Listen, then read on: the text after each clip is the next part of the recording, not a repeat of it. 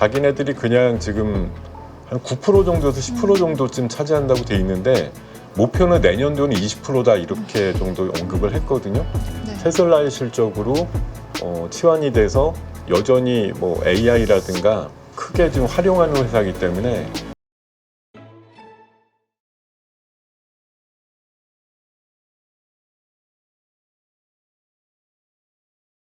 네, 오늘 모신 분은 S1 투자연구소 김동혁 대표이십니다. 어서 오세요. 예, 안녕하세요. 안녕하십니까. 네. 자, 오늘 또 이주연 대표 함께 하시는데요. 오늘 또 김동혁 대표님께 물어보고 싶은 게 많다. 맞습니다. 네, 그러셨으니까. 네. 일단 이번 주 증시 한번 좀 점검을 해봐야 될 것 같아요. 그리고 금요일장 어떻게 마무리가 됐는지 한번 전체적으로 한번 정리를 해주시죠. 네. 호재와 악재들. 네, 자료 화면과 함께 좀 정리해 보겠습니다.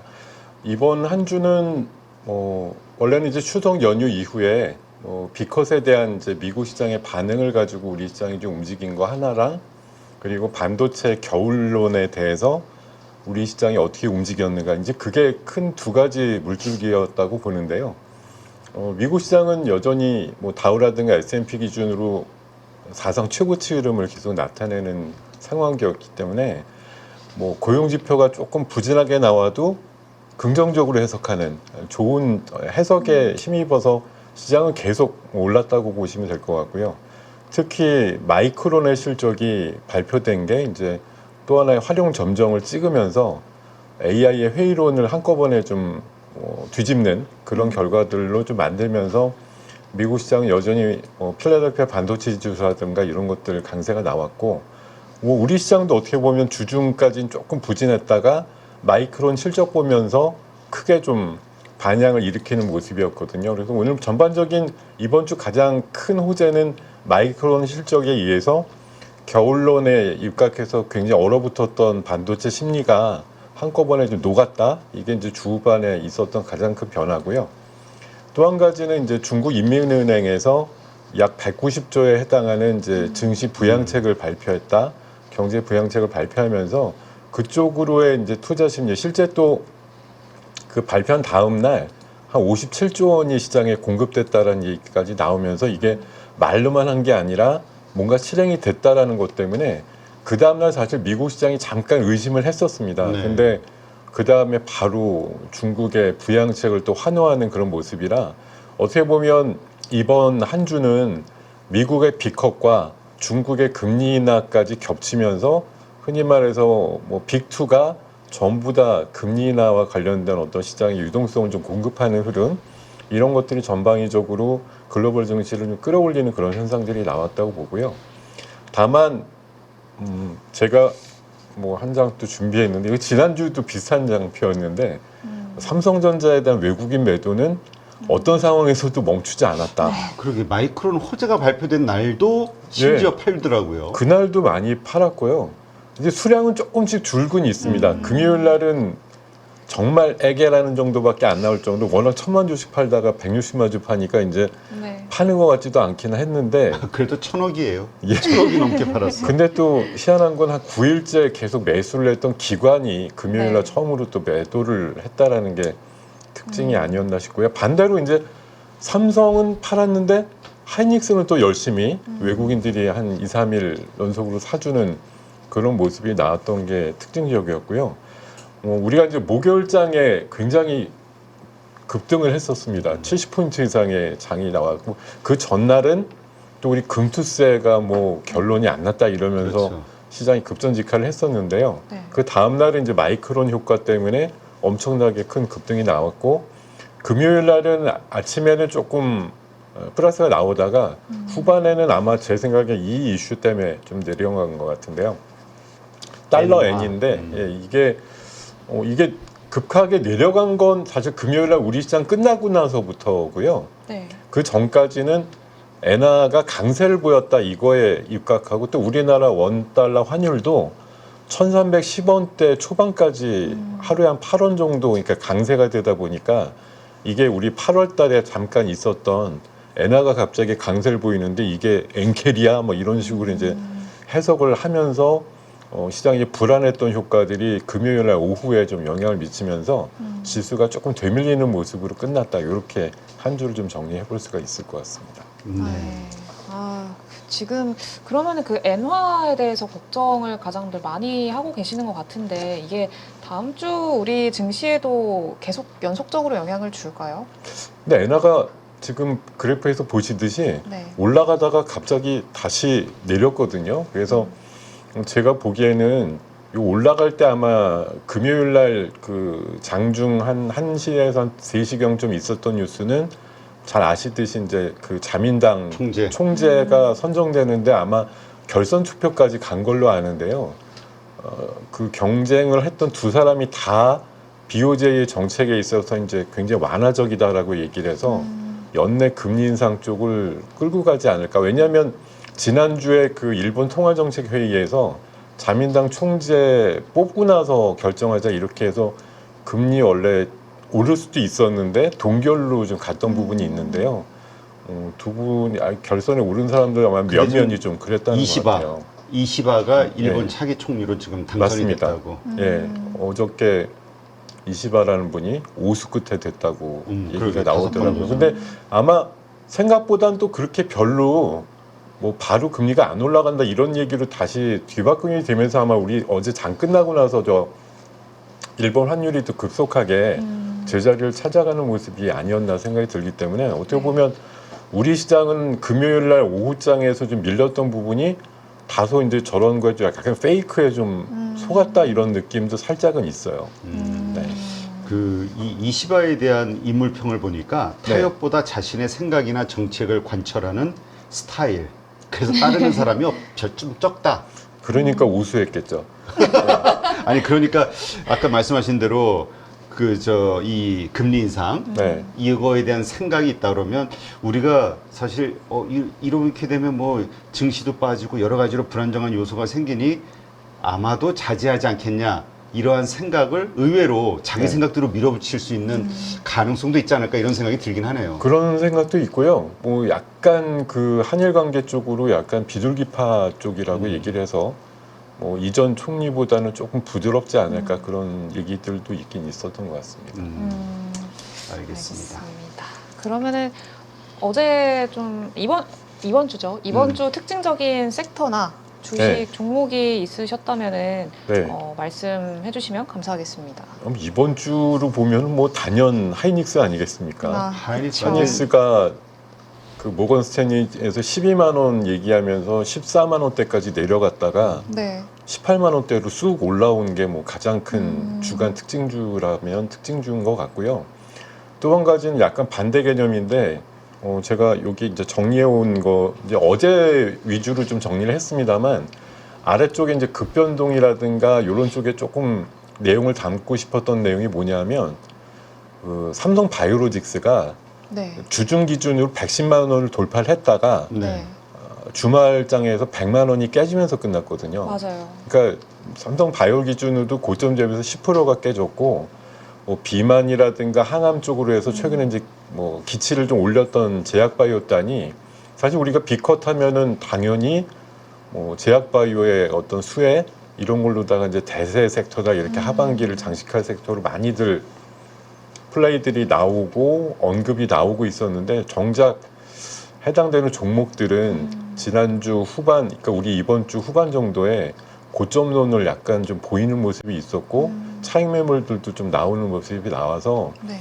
역시 이제 제가 생각하기에는 많은 사람들이 이쪽이에요 이렇게 얘기할 때는 정말 조심해야 된다는 생각을 한번 다시 하게 됐고요. 네. 이번에 제일 제가 보기에 신박하게 나왔던 주중 이벤트 중에 하나가 전 이거라고 생각하거든요. 네. AR 글래스가 너무 멋지게 나왔다. 이게 저는 그 애플에서 그 비전 프로 나왔을 때랑은 좀 시장의 맞아요. 평가라든가 사실 애플에게서 기대했던 게 이런 거였는데 원래 저런 거게 했는데요.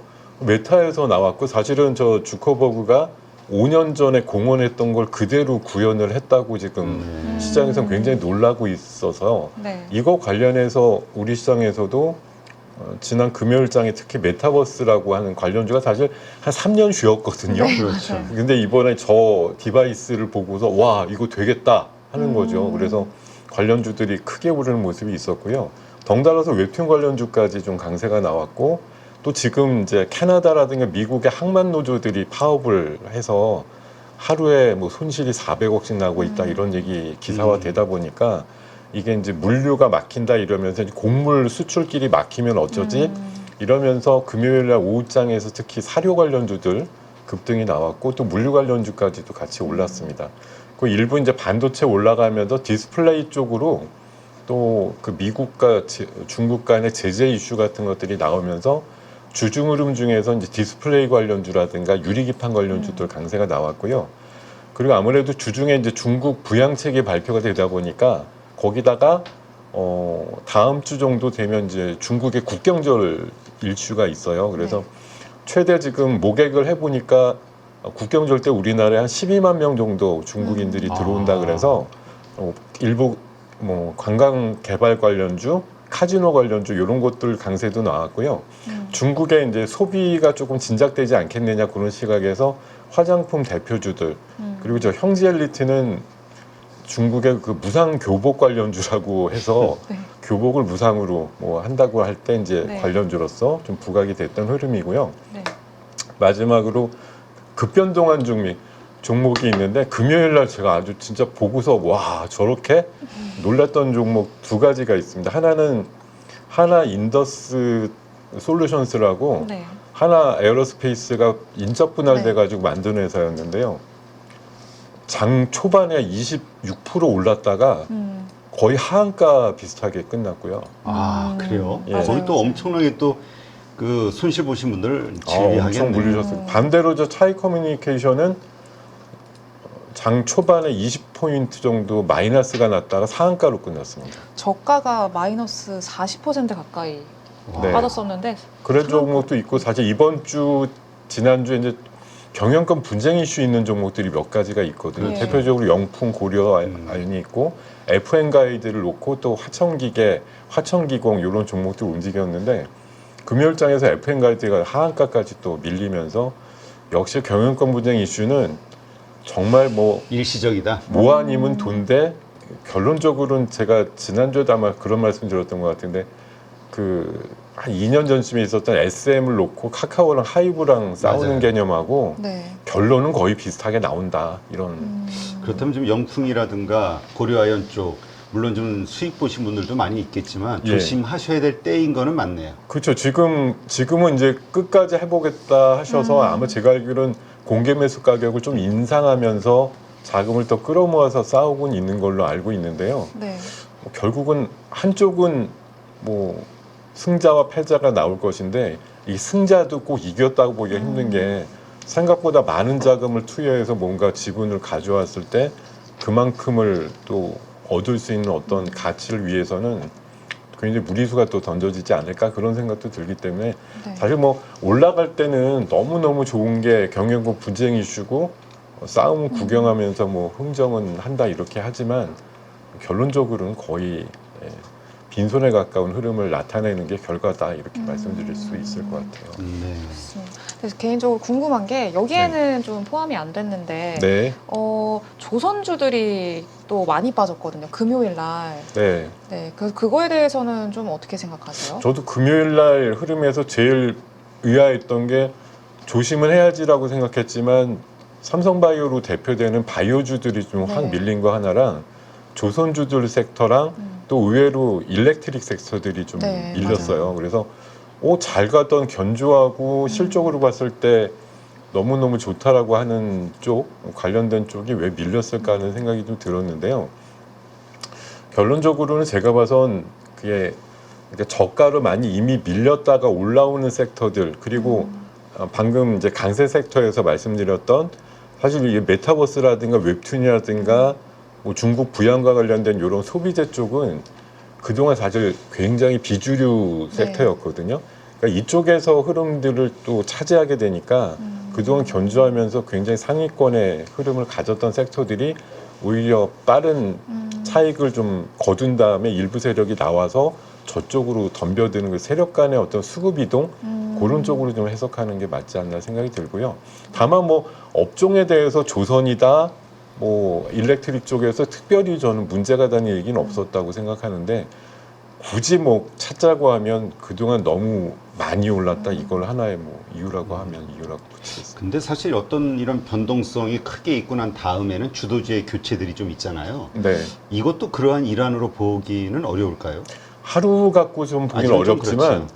이게 이제 지금 사실 뭐 지난번에도 말씀드렸듯이 반도체 소부장들이나 정작 하이닉스나 삼성전자가 고점에서 많이 이미 내려와 있다가 이번에 어떤 트리거를 만나가지고 급변동할 수 있는 가능성을 만났으니까 사실 반도체 쪽이 돈다고 하면 그쪽으로 수급이 몰려간다고 하면 지금 우상향을 오랫동안 진행했던 섹터들은 어떻게 보면 좀 지친 과정에서 지겹다는 얘기가 나올 수 있고 그것들을 반도체 소구장 쪽으로 이전시킬 수 있는 가능성도 충분히 있지 않나 그렇게 생각을 해봅니다.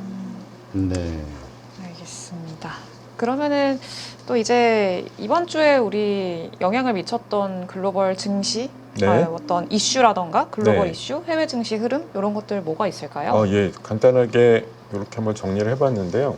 네. 뭐 해외 이슈 그러면 뭐 당연히 마이크론의 실적을 가지고 뭐 평가했던 부분이에요. 왜냐하면 AI 거품론이나 회의론이 횡행했던 상황이었는데 마이크론이 짠하고 내놓은 실적을 가지고 여기 이제 제목도 나와 있습니다만 여전히 HBM 기준으로 보면 실적상의 그 얘기를 언급해 놓은 거 보면 자기네들이 그냥 지금 한 9% 정도에서 10% 정도쯤 차지한다고 돼 있는데 목표는 내년도는 20%다 이렇게 정도 언급을 했거든요. 네. 근데 이제 팩트로 보면 너네는 아직 10%밖에 못하는 애들이야 라는데 그럼에도 불구하고 실적이 좋았다라고 하면 뭐 기존의 레거시라든가 낸드 쪽에서도 충분히 실적을 거뒀다라고 얘기를 할 수 있는 거고 반면교사로 삼게 되면 3등 기업이 저 정도면 우리가 그렇게 우려할 만큼 삼전과 하이닉스 실적이 안 좋은 거냐 충분히 덜 나쁘다라고 얘기할 수 있는 거 아니냐 그런 이제 해석이 나온 것 같고요.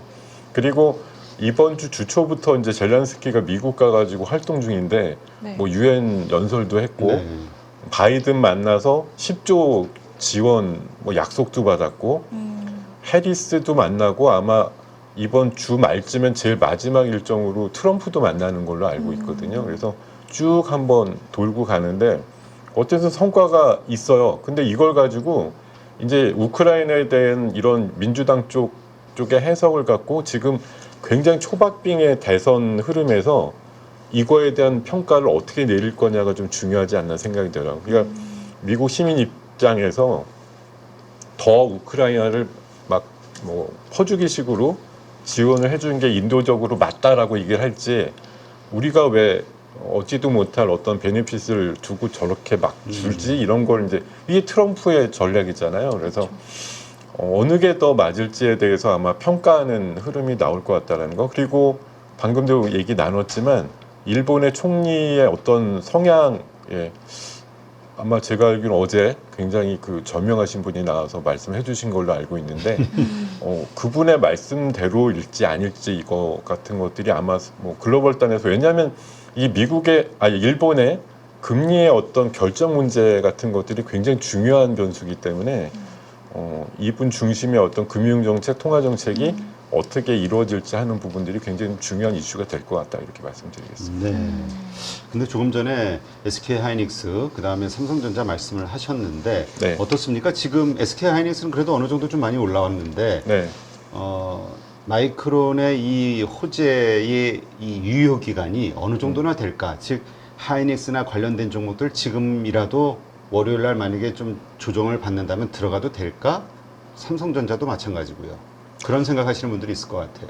지금 하이닉스는 어쨌든 뭐 한 이틀에 걸쳐 가지고 10%쯤 반등이 나왔는데 고점에서 한 40% 정도 밀린 다음에 나온 반등이기 때문에 저는 그 정도쯤 내렸다가 반등 나오면 보통은 하락폭의 반 정도는 나온다고 봅니다. 그래서 유효 기간으로 굳이 뭐 물어보신다고 하면 그 다음 텀을 이어받을 게 제 생각에 테슬라거든요.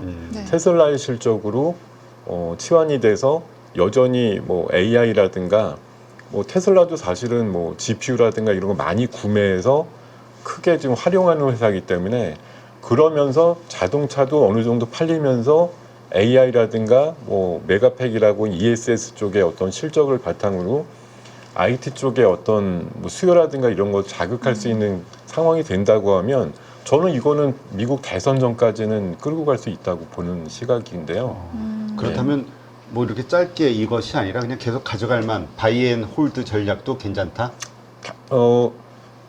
짧죠. 사실은 한 달 정도 내외일 거니까. 하긴 대선이 그러네요. 네, 이제 뭐 얼마 안 남았고 사실 제가 대선 전이라고 하면 그게 11월 한 3, 4일을 얘기하는 거냐 아니면 10월 말이냐 또 원래 좀 반발짝 빠른 분들은 10월 한 중순 넘어가면 이미 대선에 대한 뭐 기대치가 거의 완료가 됐기 때문에 이 정도에서 우리는 엑시트를 해야 된다 이런 생각들 하실 분도 있어서요. 어느 정도 단계일지 모르겠지만 굳이 저희가 유효기한으로 찍는다고 하면 한 10월 20일 정도 그 정도쯤 낼 것 같습니다. 10월 20일 정도. 예, 왜냐하면 테슬라의 3분기 실적 발표가 18일 정도이기 때문에 그 정도 즈음이 아마 나올 수 있는 최대치의 어떤 기대값 이런 것하고 좀 맞물리는 시기일 것 같습니다. 네. 네, 감사합니다. 네, 그러면은 우리가 또 이제 다음 주에 봐야 되는 체크 포인트가 뭐가 있을까요? 네, 다음 주 체크 포인트는 이렇게 한번 정리를 해봤습니다. 뭐 말씀대로 지금 이어가는 분위기인데 결국 테슬라의 지금 10월달 그 이벤트가 몇 가지가 있어요. 2일날 그 자동차 인도량에 네. 대한 발표가 있고 네. 10일날 그 2달이나 연기됐던 로보택시에 대한 기대값이 있고 또 18일경 예정돼 있는 3분기 실적에 대한 예상치 이런 것들이 있는 것 같고요. 그리고 아무래도 지금 우리나라 시장으로 봤을 때는 저런 경제 지표라든가 이런 것들이 좀 부진하게 나오는 거, 저 9월달 경기 실사 지수가 생각보다 좀 안 나왔다라는 것 때문에 이게 전 세계적으로는 뭐 최근에 옐런 뭐 재무장관도 얘기를 했듯이 미국 절대 경제 둔화, 경기 둔화 이렇게 안 빠진다 이렇게 얘기를 해서 미국은 괜찮은데요. 우리 경제에 대해서 막상 지금 좀 어둡지 않느냐 그런 시각도 왜냐하면 지금 이렇게 조사한 결과치가 9월달 수치도 별론데 10월 수치도 별로 안 좋아요. 그래서 경기 전망치가 안 좋은 거 그나마 이제 조금 내수 회복을 기대해 볼 수 있는 중국 쪽에서의 어떤 투자 아이디어 같은 것들은 예, 국경절 이슈로 이제 우리나라 찾는 분들 그리고 최근에 중동 쪽이 약간 확정은 안 됐는데 뭐 싸움을 잠깐 멈춘다는 얘기가 있어가지고 그러다 보니까 또 그쪽으로 해당돼서는 물류라든가 유가가 또 빠지고 있거든요. 네. 예, 그러다 보니까 이제 뭐 항공주나 이런 쪽으로는 유가 빠지면 어찌됐든 좀 유리하다 이런 관점에서 모객을 하고 뭐 관광 시즌 우리도 이제 10월달에 징검다리긴 하지만 잘 이용하시면 또 추석 연휴와 비슷한 이제 장기 연휴가 가능하기 때문에 그런 또 외유성 뭐 관광객의 어떤 인바운드 아웃바운드 흐름이 좀 나올 수 있다라는 데 대해서 관련 섹터들이 좀 관심을 받을 수 있을 것 같고요. 네. 하여튼 지금 말씀하신 대로 이번엔 중국 경기 부양책이 좀 먹히는 것 같아서 네. 그 중국 심천 거기에도 돈이 평소보다 한 3배가 들어왔다고 거래량이 네. 거래량이 그렇게 됐다. 그래서 이번에는 좀 기대감을 갖는 것 같은데 한번 좀 더 지켜보긴 해야겠죠. 근데 일주일간 또 중국 증시가 쉬다 보니까 참 아쉽긴 합니다. 이것 때문에 또 중국 관련주들 많이 오른 것들 또 받을 수 있을 것 같기도 하고. 그래도 제가 봐서는 뭐 기대값이 있는 부분도 있고 의심을 하기도 하시는데 어쨌든 팬데믹 이후에 최대 부양책이라고 얘기를 하고 있고 경우에 따라서는 국경절 지나서 연말 전에 한 번 더 할 거라는 얘기들도 있기 때문에 중국에 대해서 물론 지금 굉장히 경제가 어둡고 막 차갑고 뭐 돈이 안 돈다 이런 식으로 얘기하는 분들도 많긴 많거든요. 근데 어쨌든 밖에서 그냥 보기에는 이번에 부양책은 오랜만에 좀 담비다 이런 생각을 해보게 되는 상황인 것 같습니다. 네, 알겠습니다. 금리 인하는 우리에게는 기회입니다. 돈을 벌 수 있는 기회죠. 바뀌는 주도주를 우리 포트폴리오에 갖고 올 수 있게 안내를 드리려고 합니다. 일각에서는 그런 얘기들을 많이 하세요. 주도주 같은 경우가 뭐 천차만별로 이렇게 왔다 갔다 하는데 실제 이게 뭐 우리 포트에 가지고 올 수 있냐, 길게 뭐 말로 할 필요가 있겠습니까? 누구나 할 수 있습니다. 함께 뭐 돈을 벌기 위해서 준비했습니다. 새로운 주도주를 우리 포트에 가지고 오지 못한다고 하면 몇 년을 더 기다려야 될 수도 있습니다. 돈을 벌기 위해서 필요한 기초 VOD 강의를 진행을 할 거고요. 최근에 시장 변동성이 큽니다. 그 안에서 오늘의 전략이 내일의 전략이 바뀌는 경우가 많기 때문에 주 2회 라이브를 통해서 지금 변화되는 시장에서 바로 수익을 볼 수 있게 진행을 할 예정이고요. 여태까지 제가 보여줬던 결과물이 담겨있기 때문에 후회하지 않으실 거고 저와 함께라면 충분히 가능하다는 말씀을 드립니다.